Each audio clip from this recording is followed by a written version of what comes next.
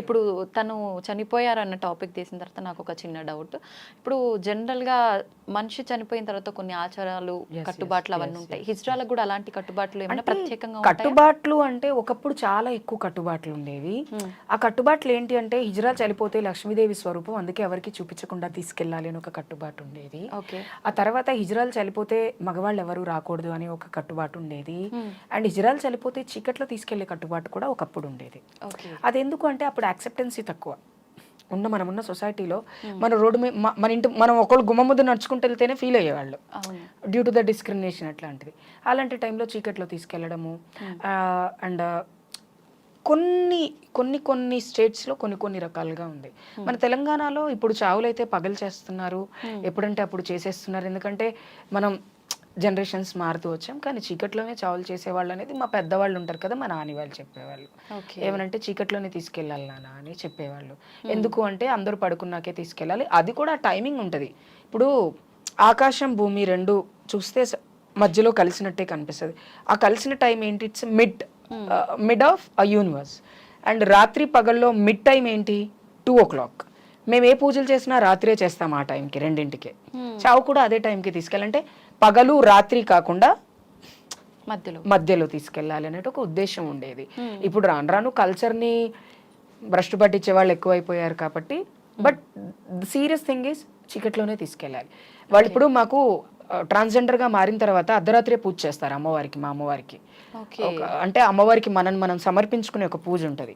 అమ్మవారి మెడలోంచి తీసిన నల్ల పూసలు మనకేస్తారు, అమ్మవారి దగ్గర పెట్టంటే మనం ఈ రోజు నుంచి అమ్మవారికి మనం డివోట్ చేసుకోవాలని వేస్తారు. అలాగే అమ్మవారి మెడలో వేసిన పసుపు కొమ్ము మన మెడలో వేస్తారు. అంటే అమ్మవారే మనకు సర్వస్వం. అమ్మ, నాన్న, తల్లి, తండ్రి, భర్త ఏదైనా మనకు ఆవిడే అనేటువంటిది ఒక కల్చర్ ఉందన్నమాట. అది ఆ టైంలోనే చేస్తారు. చావు కూడా ఆ టైంలోనే చేసేవాళ్ళు. ఇప్పుడు ఏమైపోయిందంటే వెసులుబాట్లు పెరిగినాయి. రాత్రి 2ంటికి తీసుకెళ్తే లేనిపోని కాంప్లికేషన్స్ క్రియేట్ అవుతాయని చెప్పి తీసుకెళ్ళండి. చావు పల్లకి కూడా ఏదైతే చావుది పల్లకి ఉందో అది కూడా ఓన్లీ హిజ్రాలే మోస్తారు. ఇప్పుడు అందరి చేత మోయిస్తున్నారు. ఒకప్పుడు మీ కొడుకు చచ్చిపోయాడంటే వాడు కొజ్జోళ్ళు అయిపోయినప్పుడే చచ్చిపోయాడు, ఇప్పుడు ఎందుకు మళ్ళీ వాడు సావుకి మేము రాము అని చాలా మంది తల్లిదండ్రులు వచ్చేవాళ్ళు కాదు. ఇప్పుడు వస్తున్న వాళ్ళ క్రిమేషన్ చేస్తానంటే చేయండి అని వదులుతున్నాము. కానీ ప్రతి హిజ్రాకి ఒక కోరిక ఉంటుంది, చావు కూడా పెళ్ళంత సంతోషంగా వెళ్ళాలి అనేది ఉంటుంది. మా చావులు చాలా గ్రాండ్గా చేస్తారు. అందుకే చావులు మీరు గమనిస్తే ఎక్కడెక్కడ నుంచో దూర ప్రాంతాల నుంచి వచ్చి చావు తీసుకెళ్తారు. కానీ ఒక సాంప్రదాయం తప్పింది ఏంటంటే శవాల ముందు డాన్స్ చేయరు హిజ్రాలు చనిపోతే. మాతం అంటారు దాన్ని. మౌత్ అంటే ఒక సాడ్ థింగ్ని సాడ్గానే తీసుకెళ్ళాలి. ఇప్పుడేమో డప్పులు పెట్టుకుని డాన్స్ చేసుకుని తీసుకెళ్తున్నారు. కానీ హిజ్రాలు చనిపోతే చాలా మౌనంగా తీసుకెళ్తారు, చాలా మౌనంగా నిశ్శబ్దంగా తీసుకెళ్తారు. శబ్దధ్వని అనేది లేకుండా తీసుకెళ్లేవాళ్ళు కొన్ని సంవత్సరాల క్రితం. అది మళ్ళీ వస్తే బాగుంటుందని నేను అనుకుంటున్నాను. ఎందుకంటే పండక్కి చావుకి తేడా తెలియట్లేదు జనాలకి. సో దాన్ని మన ధర్మాలని మనం ఎప్పుడు కూడా పాటించాలి అనేటువంటిది. సో ఈ ధర్మాలన్నీ ఉంటాయి. అండ్ చనిపోయినప్పుడు పుట్టింటి నుంచి బట్టలు తీసుకొస్తారు. మా అమ్మలు ఉంటారు, మాకు కూడా మా గురువులు మా అమ్మలు ఉంటారు మా దాంట్లో.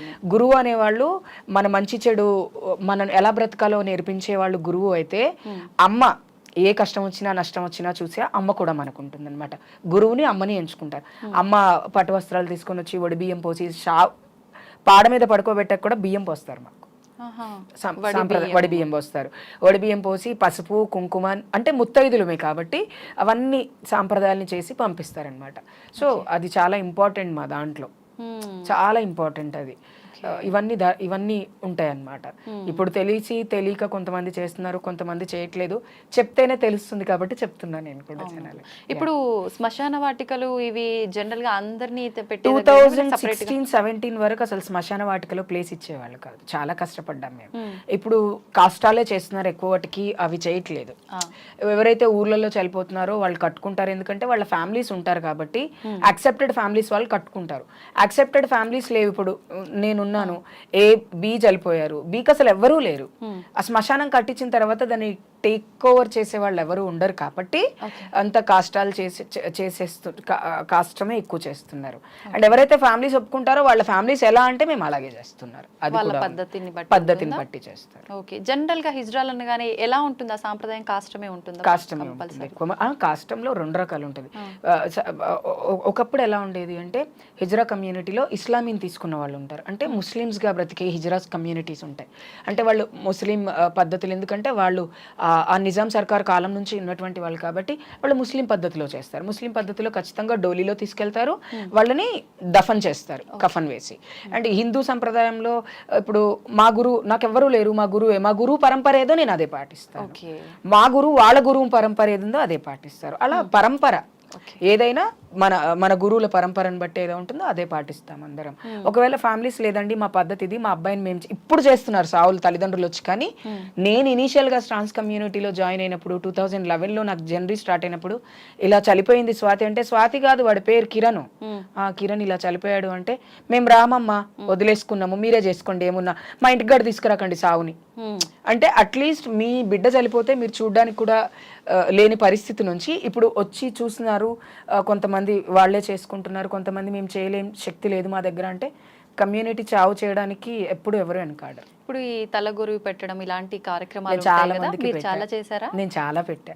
ఇప్పుడు అమ్మ నాన్న అండ్ ఇంకోటి ఏంటంటే పెట్టిన తర్వాత తలకొరువు పెట్టడం అనేది చాలా అదృష్టం. మనకి ఎప్పుడో ఏ జన్మలో చేసుకున్న పుణ్యమో లేకపోతే ఏ జన్మనో మనం రుణపడి ఉంటామో, ఎవరికి ఎలా రుణపడి ఉన్నామో తెలియదు. నాకు అసలు ఎవరో తెలియని వాళ్ళకి కూడా నేను తలకొరివి పెట్టా. జస్ట్ చావుకి వెళ్ళినప్పుడు అయ్యో ఎవరు పెట్టడానికి ముందొస్తలేరు చంద్రమ్మ అంటే, నేను పెడితే టీ ఎవరో పెట్టేది ఏంది బిడ్డ, అంటే కొజ్జా అన్న వర్డ్ బూత్ అస్సలు కాదు, దీన్ని బూతుగా పరిగణించకండి. ఈ జనాలు దీన్ని బూతు చేశారుగా అంతే తప్ప కొజ్జా అన్న వర్డ్ని, కొజ్జోడు చచ్చిపోతే ఒక హిజ్రా చనిపోతే ఆ బాధ మనకు తెలుసు, రేపు మనకి ఇదే చావు వస్తుందేమో అని ఒక చిన్న మైండ్ సెటప్ లో ఉంటాం, యాక్సెప్టెన్సీ లేని వాళ్ళం. అవునా? నాకుంది ఓకే, లేకపోతే అదే పరిస్థితి కదా నాది. అందుకనే నేను ఎప్పుడు తలకొరి పెట్టడానికి కానీ, దినాలు చేయడానికి కానీ, వాళ్ళ ఇవేవి చేయడానికి ఎప్పుడు వెనకాడలేదు. నేనే కాదు చాలా మంది ఉన్నారు. మొన్న సుమమ్మ అని ఉంది, ఒక స్వీటీ అని నా కూతురు చనిపోయింది, అన్ని తన ఇంటి ముందే చేశాం, సుమమ్మ వాళ్ళ ఇంటి ముందే చేశాం. ఎందుకు చేశాము అంటే వాళ్ళ ఇంట్లో వాళ్ళు చావుని తీసుకెళ్ళను మేము చేసాం. ఆ ఖర్చులు అవన్నీ కమ్యూనిటీ భరిస్తారా?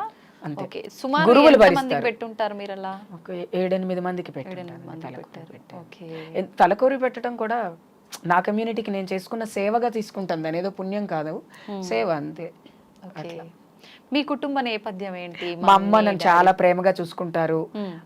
మా నాన్నగారు చనిపోయారు, ఆయన ఉన్నప్పుడు నన్ను బాగా యాక్సెప్ట్ చేశారు. ఆయన చనిపోయిన తర్వాత ఆయన బాగా మిస్ అవుతాను నేను మా పప్పాని. రీసెంట్ గా 2014లో చనిపోయారు నాన్నగారు. 10 years అయిపోతుంది నాన్న చనిపోయి. నాన్నకి నేను రెడ్ కలర్ పట్టు చీర కట్టుకొని ఒంటి నిండా నగలు పెట్టుకొని పువ్వులు పెట్టుకుంటే మా నాన్నకి చాలా ఇష్టం. అందుకని దసరా మా నాన్న ఎప్పుడు ఆయన బతుకున్న రోజులు నాకు దసరా పండుగకి చీర తెచ్చేవాళ్ళు. ఇప్పుడు మా చెల్లెలు మా బావ వీళ్ళు తెస్తారు. చాలా హ్యాపీ. మా చెల్లెలు నన్ను చాలా ప్రేమగా చూసుకుంటారు, మా అన్నయ్య మా తమ్ముడు వాళ్ళందరూ బాగా చూసుకుంటారు. ఎంటైర్ ఫ్యామిలీ, మాకు చిన్న ఫ్యామిలీ కాదు కదా, 4 మేనమామలు ఉన్నారు, 5 పెదనాన్నలు ఉన్నారు, అందరూ బాగా చూసుకుంటారు. నన్ను ఎందుకు యాక్సెప్ట్ చేశారు అంటే, నేను ఉద్యోగం చేస్తూ సొసైటీలో ఒక గౌరవప్రదమైనటువంటి గుర్తింపు ఉంది కాబట్టి యాక్సెప్ట్ చేస్తారు, లేకపోతే చేయరు, ఎవరైనా ఎవ్వరూ చేయరు. But my family is a big support for me.